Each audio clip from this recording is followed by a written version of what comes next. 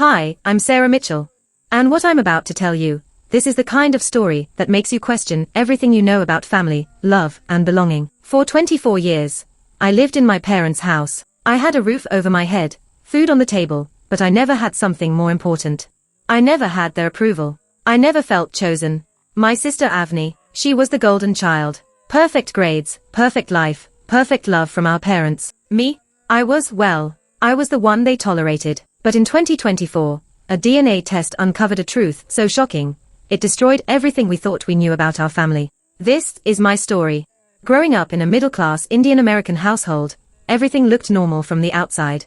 Nice house in New Jersey, both parents working, sister and brother. Typical immigrant family story, right? But inside, I was invisible. I remember my 10th grade science fair. I won first place in my entire school district. I came home with the trophy, excited to show my parents. My dad looked at it, nodded and said, "That's nice. Did you lock the car?" That's it. But when Avni placed second in her debate competition 3 weeks later, my mom called the entire family group chat. There were congratulations messages from aunts and uncles in California, Texas, Florida. My parents threw her a dinner. My dad posted it on Facebook. I was smart. I got good grades. I was athletic. I played soccer, made the varsity team as a sophomore. But my parents, they never came to a single game. Not one. Avni did classical dance. My parents attended every recital. They drove 2 hours to competitions. They hired a private coach. They invested thousands of dollars. For me, that's nice, Beta. Make sure you focus on your studies. By high school, I stopped trying. Not because I wasn't capable, but because I realized it didn't matter. No achievement of mine would ever be enough. When it came time for college, my dad sat me down. He said, "Arjun, MIT and Stanford both accepted you. But we can only afford one school." I said, "What about Avni? Doesn't she need funding too?" And my dad looked at me straight in the eye and said, "Avni's future is more important. She needs to go to a top school. You can go to SUNY Buffalo. It's a good school." Avni got Stanford, full tuition paid, housing covered, summer internships arranged. I got Buffalo. I worked part-time to pay for my own housing. I graduated with student loans. After college, I moved back home. Buffalo didn't have good tech jobs, and honestly, I was still hoping. I was still hoping that one day, something I did would make my parents proud. That one day, they'd see me the way they saw Avni. I got a job at a software company, made decent money, bought a used Toyota, was saving to move out. But my parents, they asked me to stay. Help us with the house payments, help with the mortgage. Your sister is doing her MBA in California. We need financial support. So I stayed. 7 years. 7 years. I gave them almost 60% of my paycheck. Then my dad had a heart attack. It was bad. Really bad.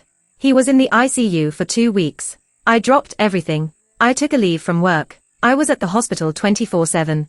I managed his medications, spoke with the doctors, made sure everything was okay. Avni, she was in California finishing her MBA. She called twice, said she couldn't get time off. She sent flowers. While I was wiping my dad's forehead in the hospital, Avni was planning her wedding. An expensive wedding in San Francisco. When my dad came home, my mom told me, "We need to help Avni with the wedding. It's important." My dad needed physical therapy, medications, a home nurse, but we had to cut corners because we needed to fund Avni's wedding. That's when I realized I was never going to be enough. Not in their eyes. Not ever. I was the safety net, the backup plan, the ATM, but I was never their son. It was January 2024. I was feeling exhausted. Mentally, physically, spiritually drained. My friend Rohit, who's a doctor, said I should get a full health checkup. Annual physical, blood work, the whole thing. I went to the clinic. Standard stuff, cholesterol, glucose, liver function, all that. Everything came back normal. But Rohit suggested one additional test. He said, ancestry DNA. Just for fun. Might be interesting to see your ethnic background.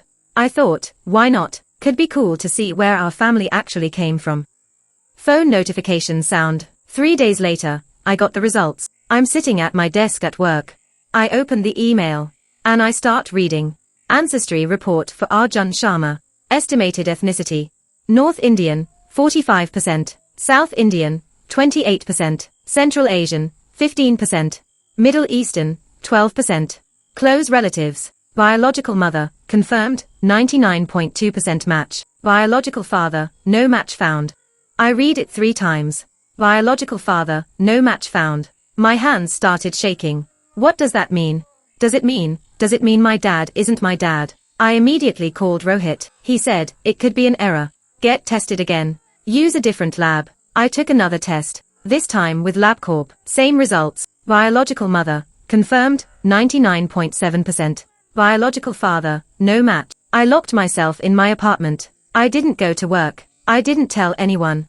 I just sat there. 4 hours. I wasn't biologically their son. The man I called dad for 24 years, he wasn't actually my father. I drove home that weekend.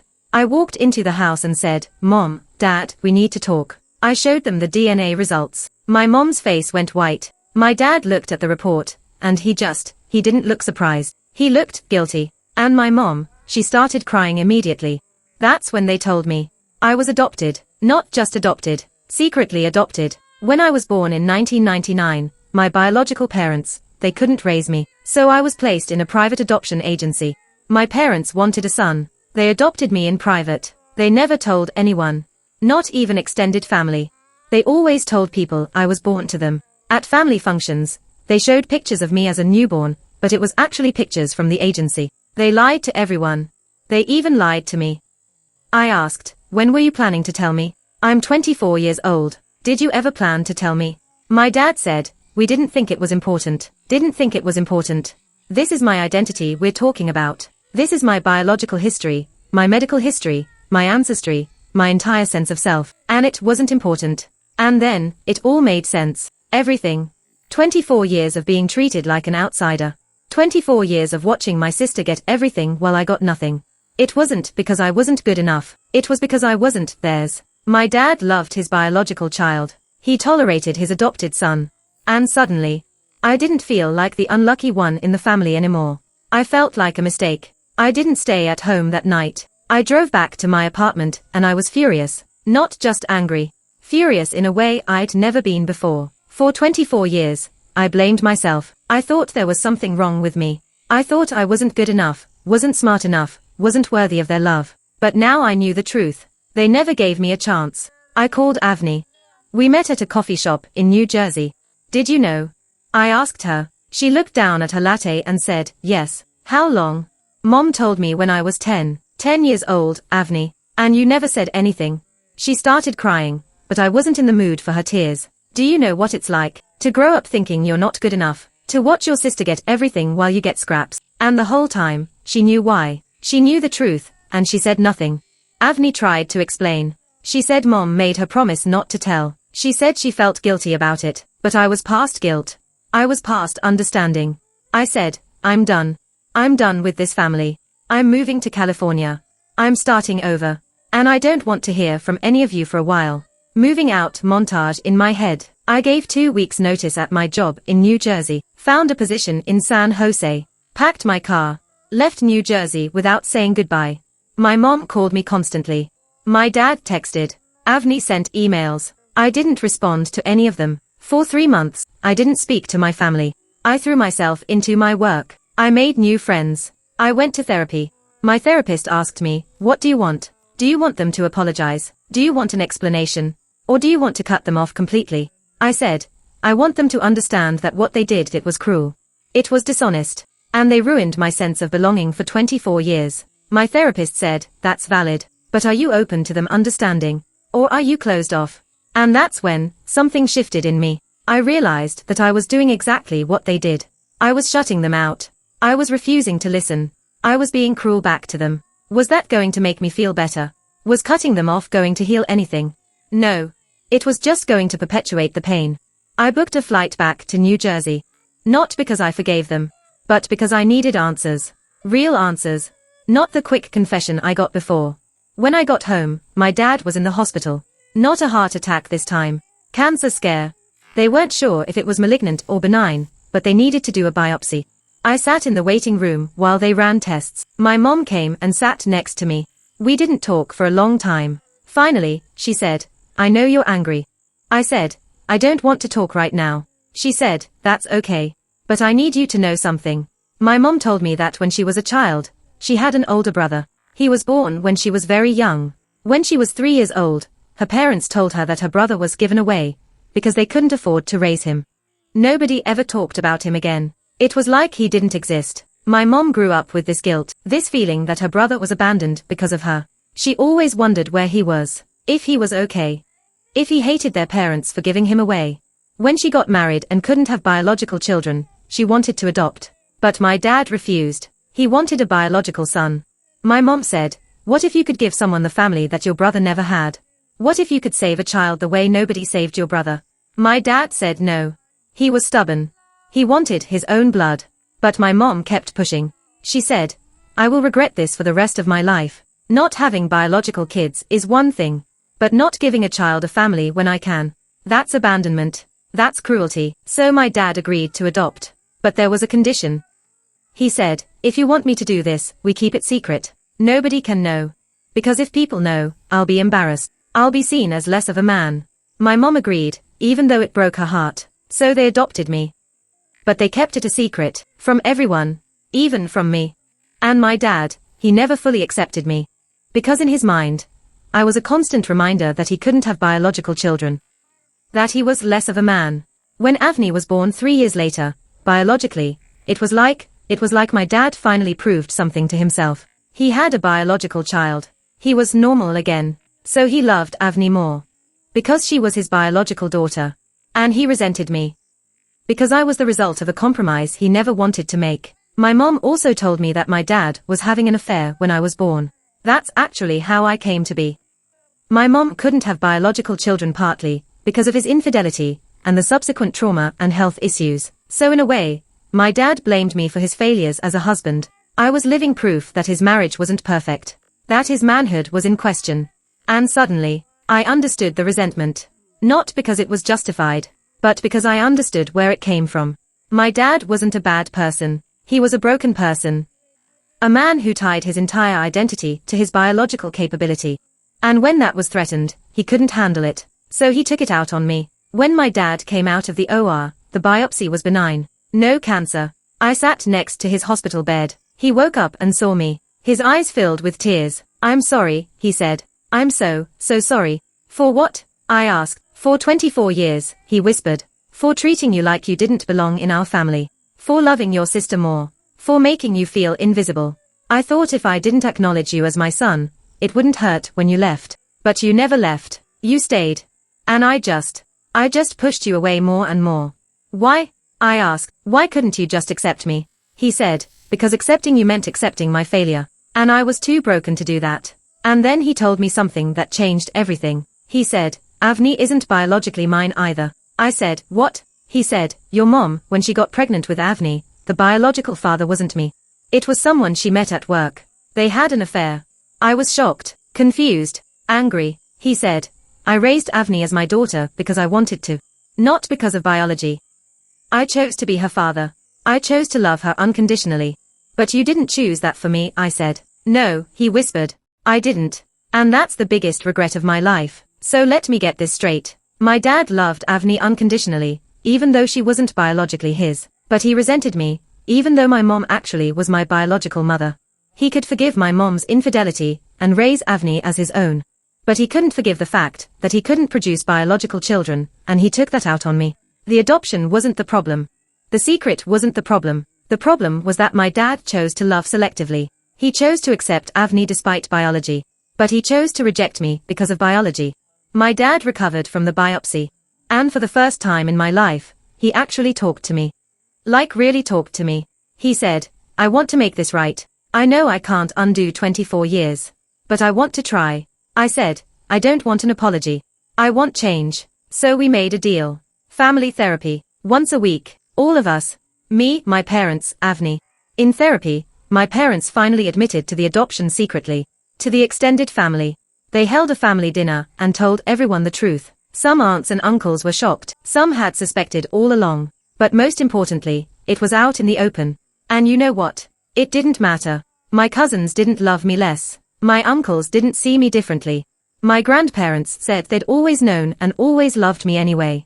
It was only my parents who had made it a shame.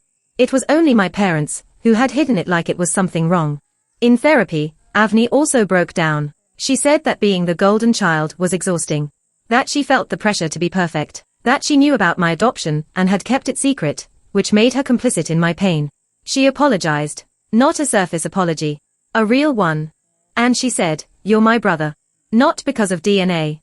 But because you're the only person who actually understands what it was like to grow up in that house." My dad, for the first time in his life, addressed his insecurities. He went to individual therapy. He dealt with his infidelity issues, his masculinity issues, his inability to accept things he couldn't control. He told me, "I was afraid that if I loved you the way I should, people would ask questions. And I didn't have the courage to face those questions. So you punished me instead," I said. "Yes," he said.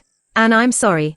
My mom told me that she'd felt guilty for years, that she'd wanted to tell me, but my dad threatened divorce if she did, so she stayed silent to keep the family together.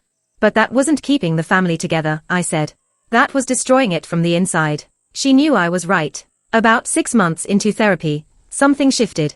My parents stopped trying to fix the past. They started trying to build a different future. My dad said, "I want to know you. The real you. Not the you that I projected onto. Who are you, Arjun? Who do you want to be?" And for the first time, I felt like my parents were actually interested in me. As a person.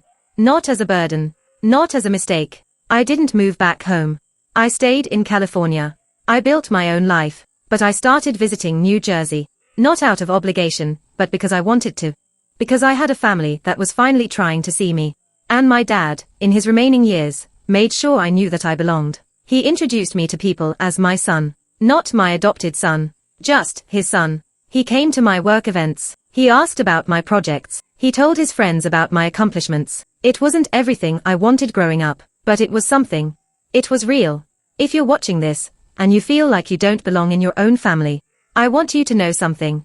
It's not because there's something wrong with you. Sometimes, people are broken. And they take their brokenness out on the people they should love most. Sometimes, people are afraid. And they hide behind secrets, instead of facing the truth. Sometimes, people are insecure.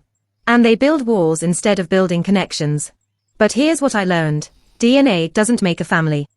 Choice does. My dad didn't choose to be my biological father.